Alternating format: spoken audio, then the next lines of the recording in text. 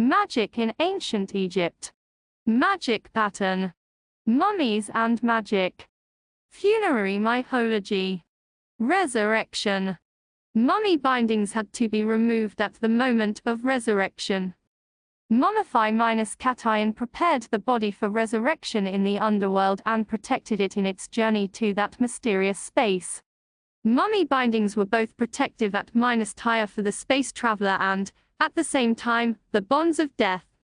They may be called the bonds of Seth, because Seth was the god of death, who brought death into the world by murdering 9 Osiris. The thoroughness with which the Egyptians are wrapped makes understandable such special prayers as the one written on a coffin in the Metropolitan Museum of Art in New York, erecting the goddess Isis to free the mummy from its wrappings at the moment of resurrection.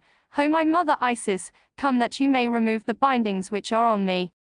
Representations of the process of resurrection are depicted on ceilings of royal tombs in the Valley of the Kings.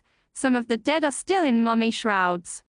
Others have arisen and are standing upright, clearly visible as nude males and females.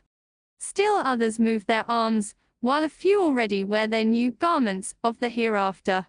The Egyptians did not cherish an idea of paradise minus ical nudity.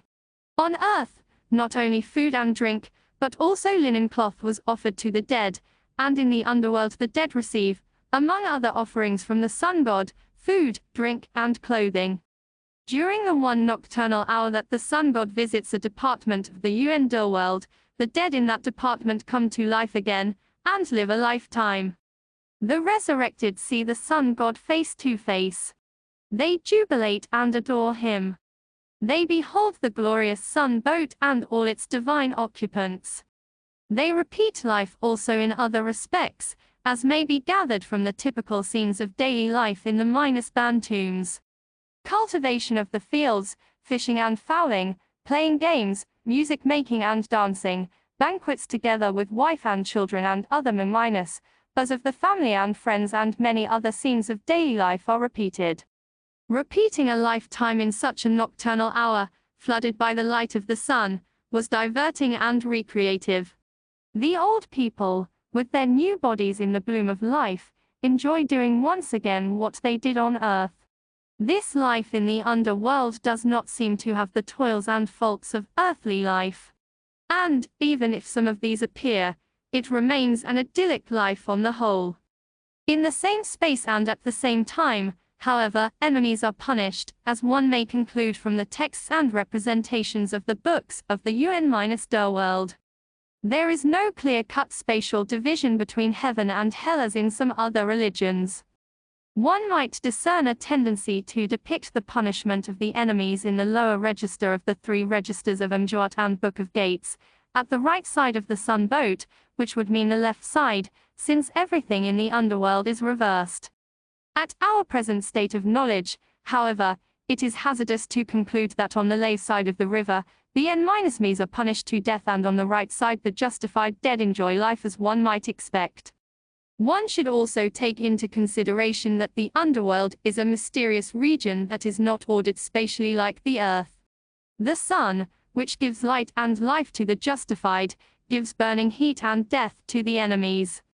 A lake may give life and refreshment to the one and death and fire to the other. King Merikare is warned on earth. The court that judges the wretch. You know they are not lenient. On the day of judging the miserable. In the hour of doing their task. It is painful when the accuser has knowledge. Do not trust in length of years. They view a lifetime in an hour. When a man remains over of a death, his deeds are set beside him as a treasure. And being yonder lasts forever. A fool is he who does what they reprove.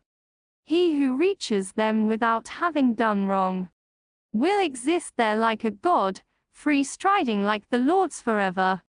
Some of the deceased, or rather, their bas, are not admitted at the entrance gate of the hereafter or do not get a place in the sun boat that is said to be the ship of millions of occupants. Others arrive in the hereafter only to be punished for a lifetime. The judges view a lifetime in an hour. But for the justified, His deeds are set beside him as treasure. But what about those who have no treasure to set beside them? 7. Repeating life, or living anew / WHMNH may also mean to bring life to completeness and fulfillment in a new way.